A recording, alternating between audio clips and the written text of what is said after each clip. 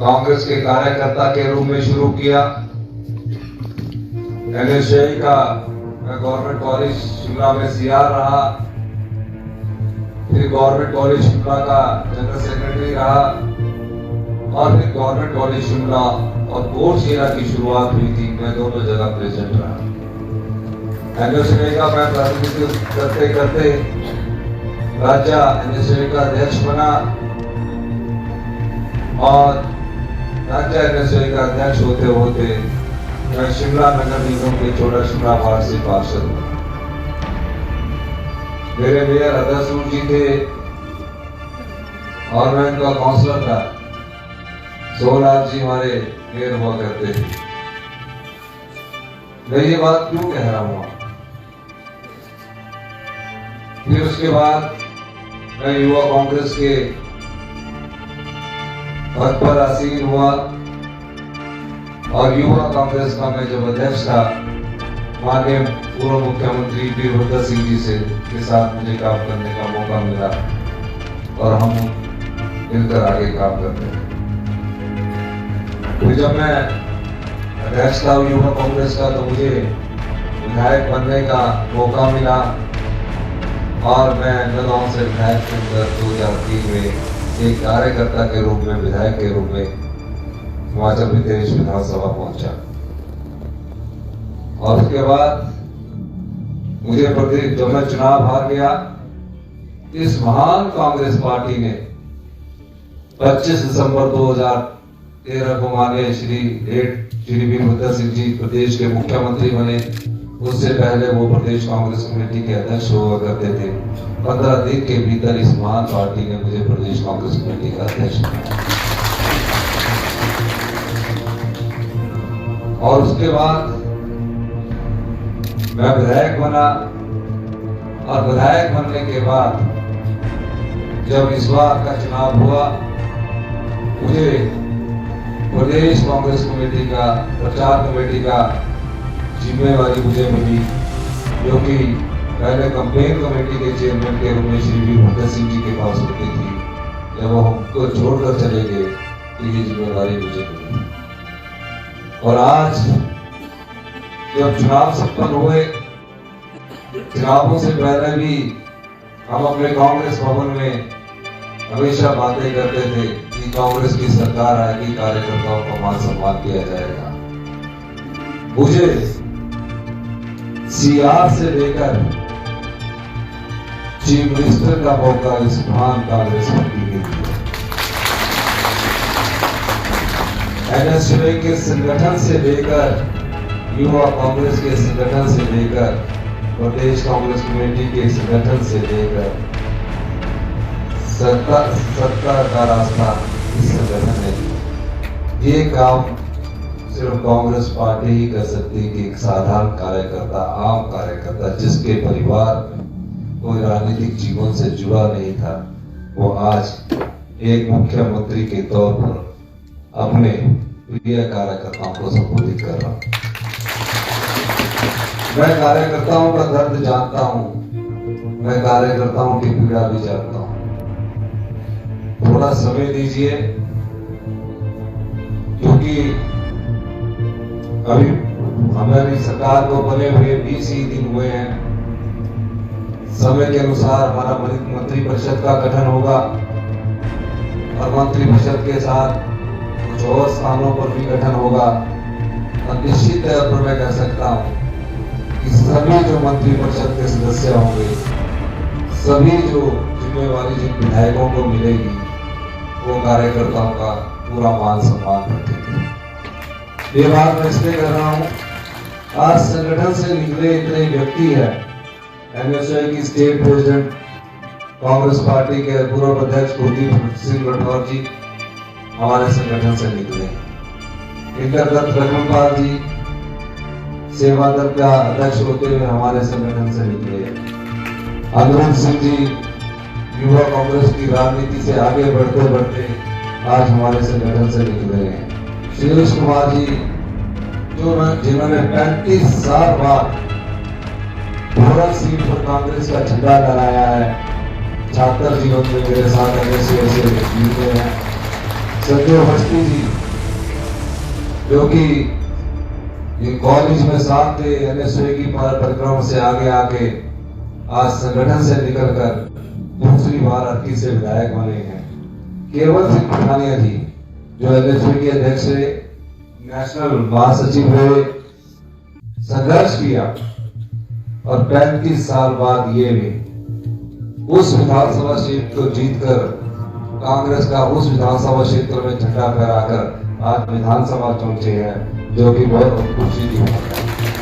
हमारे अजय सोलंकी जी जो कि गोरखपुर में पढ़ते थे, एनएसयू की पृष्ठभूमि से राजनीति करते करते और एक दिग्गज नेता को डिस्ट्रिक्ट एनएसयू के प्रेसिडेंट रहे, स्टेट के जनरल सेक्रेटरी रहे, यूथ कांग्रेस के प्रेसिडेंट रहे, डिस्ट्रिक्ट कांग्रेस कमेटी के प्रेसिडेंट रहे और एक दिग्गज राजीव बिंदल जी को हराकर आज ये विधानसभा में पहुंचे।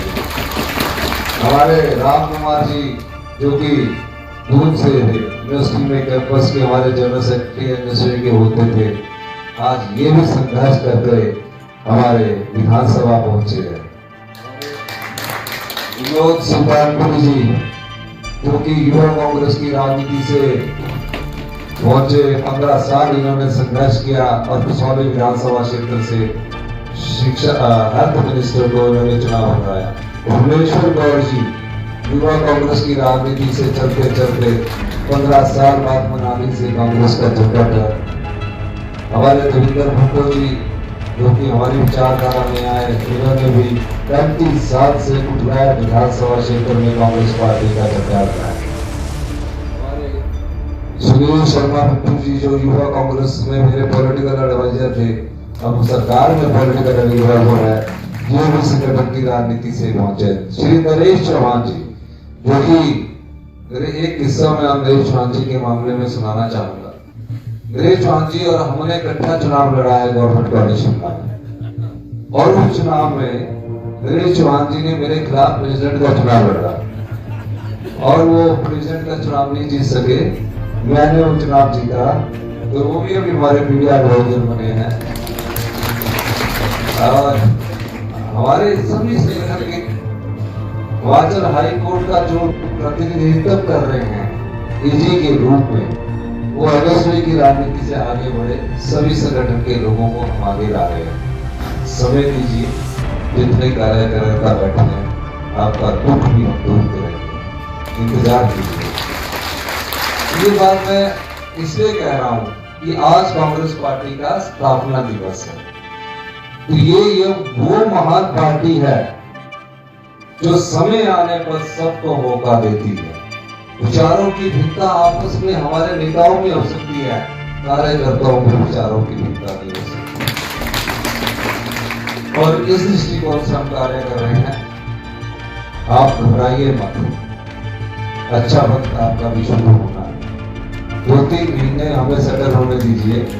जो भारतीय जनता पार्टी ने जो गवर्नेंस नाम की प्रदेश में चीज नहीं रखी थी, उसको ठीक करने में भी समय लगेगा, लेकिन कांग्रेस के कार्यकर्ताओं का मान सम्मान हम पूरा करेंगे।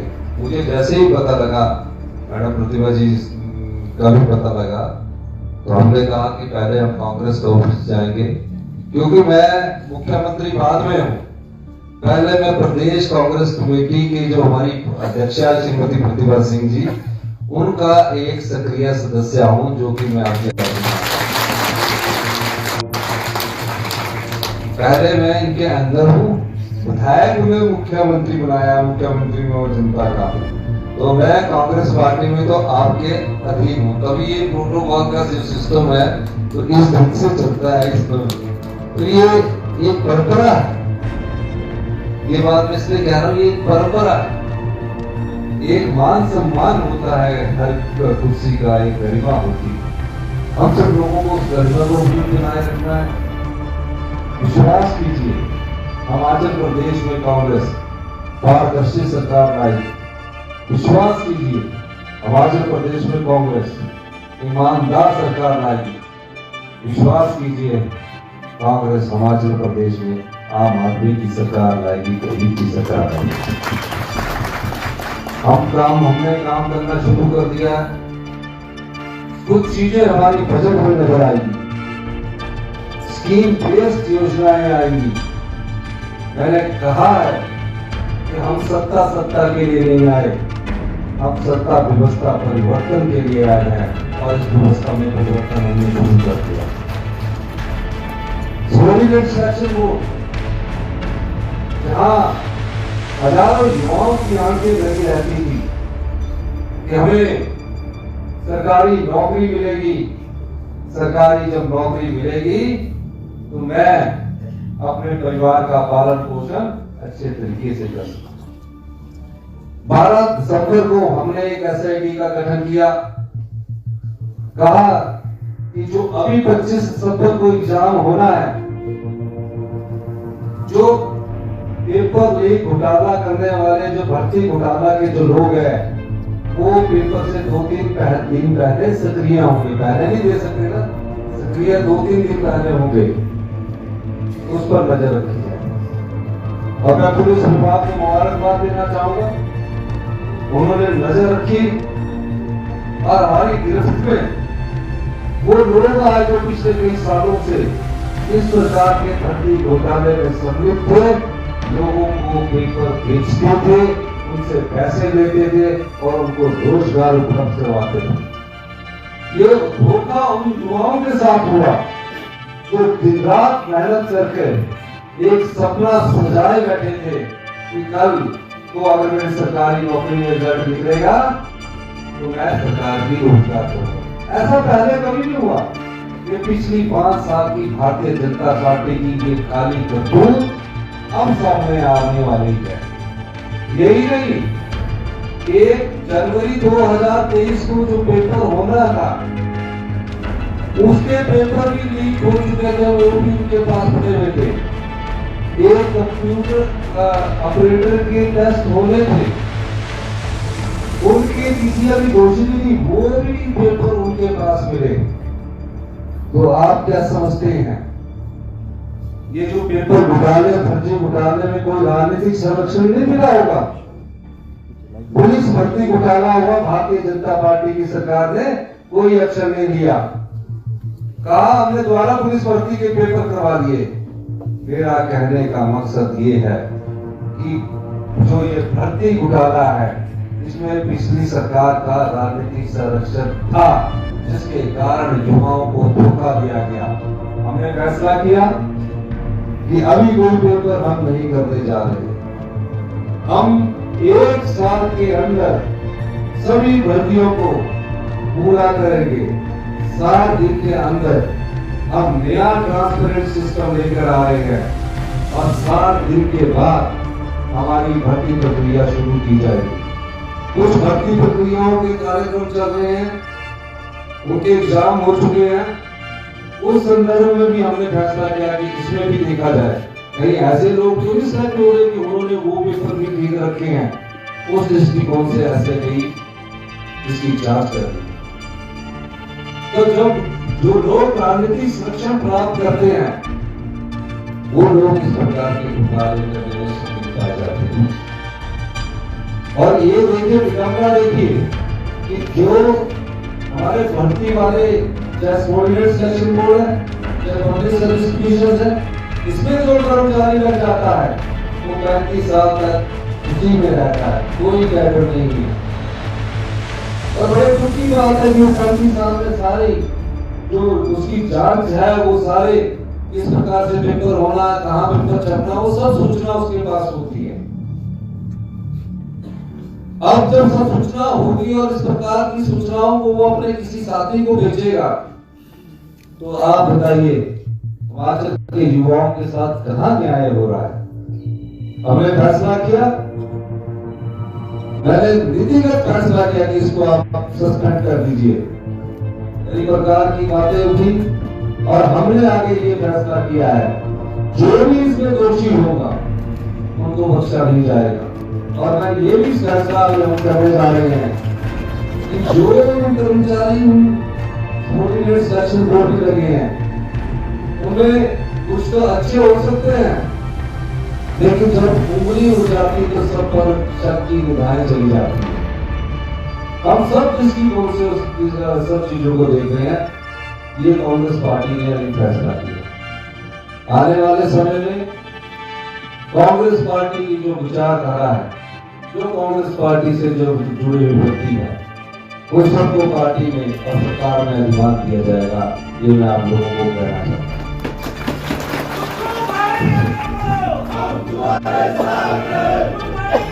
और आज कांग्रेस सेवा करते हुए 99 वर्ष पूरे हो चुके हैं और शताब्दी वर्ष शुरू हुआ है। राज शर्मा जी का मैंने नाम ले दिया। आपका सेवा करके हमारे युवा कांग्रेस अरुण शर्मा जी, मैं प्रेसिडेंट था, ये मेरे बैंक का जनरल सेक्रेटरी रहा हूँ, मेरे साथ यहाँ खड़े हैं। महिला कांग्रेस की हमारी अध्यक्षा, सभी को मैं सम्मानित करते हुए इस शब्द के साथ संगठन का जो भी आदेश मैडम प्रतिभा सिंह जी का होगा उनको हम मानेंगे, आगे भी उसको इम्प्लीमेंट करेंगे। सरकार और संगठन आपसी तालमेल से जो भ्रष्टाचार भर्ती घोटाले में हुआ है या कहीं और हुआ है, उस लड़ाई को हम मिलकर लड़ेंगे, एकजुटता से लड़ेंगे। और हम दावे के साथ कह सकते हैं कि हम आपकी भावनाओं के अनुरूप कार्य करेंगे, हिमाचल प्रदेश की जनता की भावनाओं के अनुरूप कार्य करेंगे।